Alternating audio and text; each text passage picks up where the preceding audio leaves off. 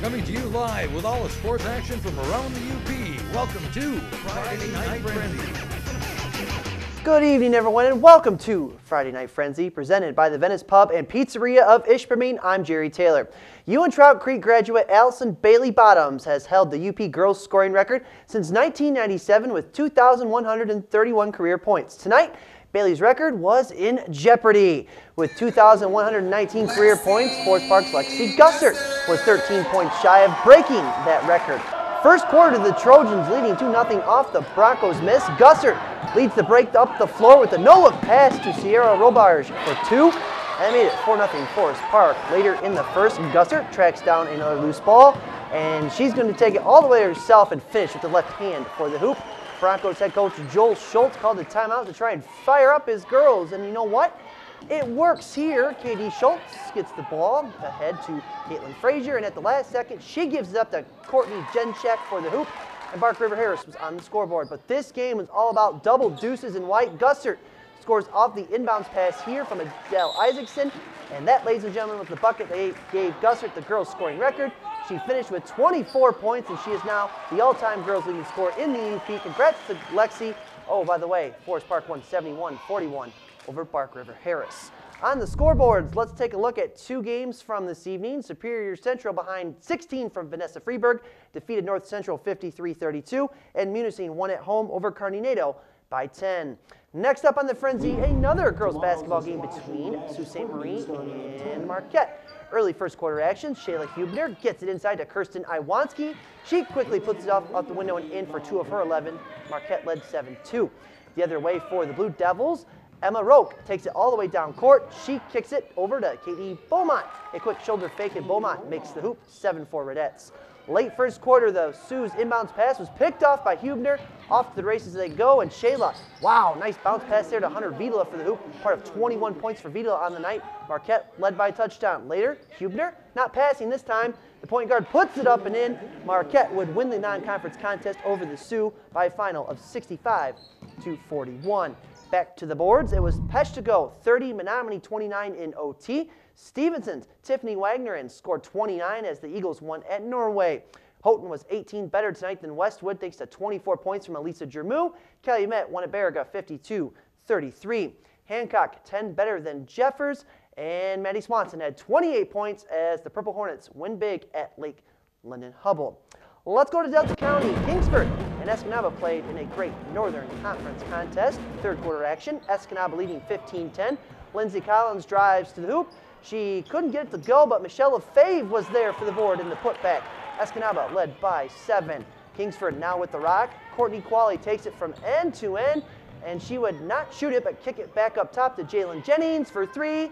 Nothing but 9 line. Jennings hits the tray, and the Flivers are down just 4. A little later, Jennings kicks it to the far side. Sammy Lindemann, no, but she fouls her shot, and her second attempt would go in. Back the other way come the Eskimos. Lefebvre would draw the double team. She goes back outside. Sydney Gaffner banks in the triple, and the Eskimos would hold on in the end for the 9-point win over the Flivers. In other girls' hoops, Mid-Peninsula wins at home 46-26 over North Dickinson. Big Bay Denac, your winner, 47-26 at Rapid River over the Rockets. And Ewan Trout Creek picks up a road W at Ontonagon, 56-44. We go back to Delta County one more time. Why not? Manistee made the trip to Gladstone to battle the Braves. Gladstone had the early 3-0 lead, but here come the Emeralds.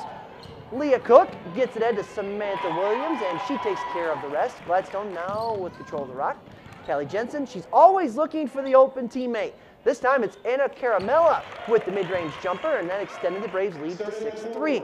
The Braves continue to share the ball all first quarter long. Jess Boudry kicks it from the far side to the near side. Lexi Hungesto knocks it down. Gladstone led 15-3 after the first quarter. To the second, Manistee would get on the scoreboard again here on a Lindsay Knuth 3-ball. Ooh, that was pretty. But the Braves would cruise to the victory over the Emeralds.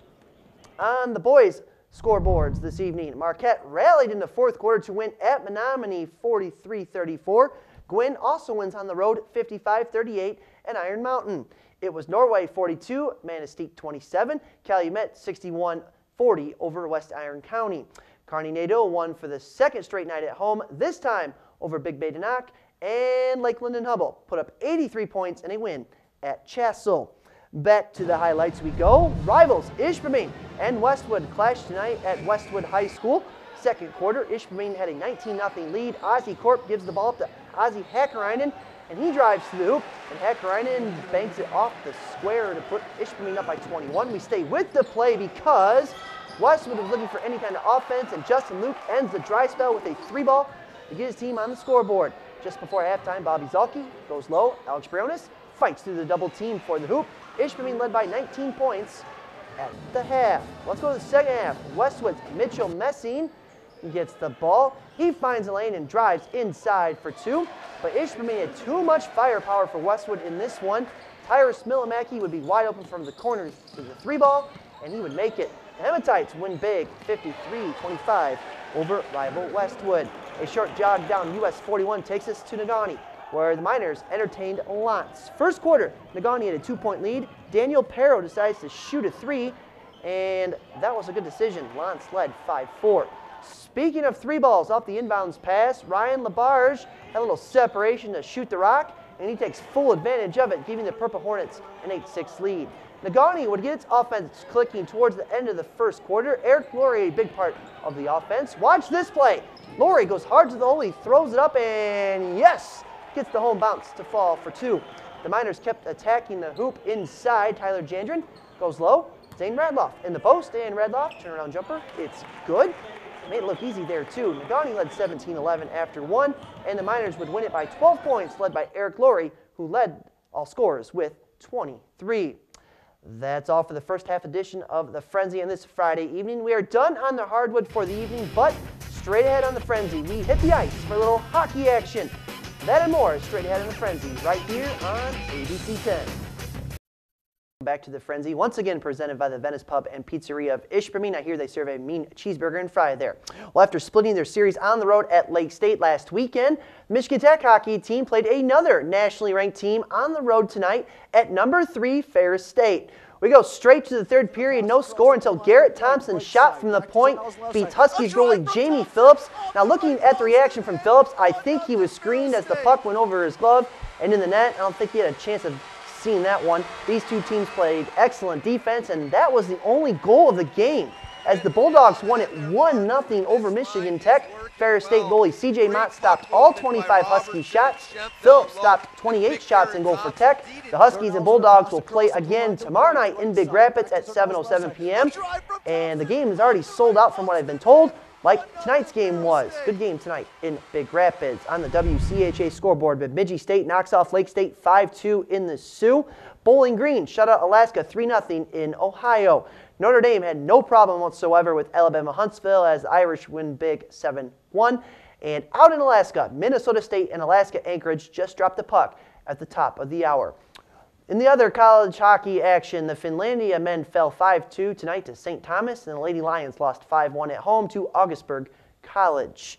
Houghton defeated Hancock in high school hockey 6-4. Jed Callio had a hat trick for the Gremlins, and in Sault Ste. Marie at the tournament there, Jeffers fell to Alpena 6-1. All for this edition of the Frenzy. There is all kinds of college hockey and college hoops action to watch on Saturday. Tomorrow morning at 11:30 a.m., bright and early, the Michigan Tech women's basketball team will play against Ashland on the CBS Sports Network. There are also 4 NFL playoff games to watch as well. Enjoy the weekend, everyone. Good night.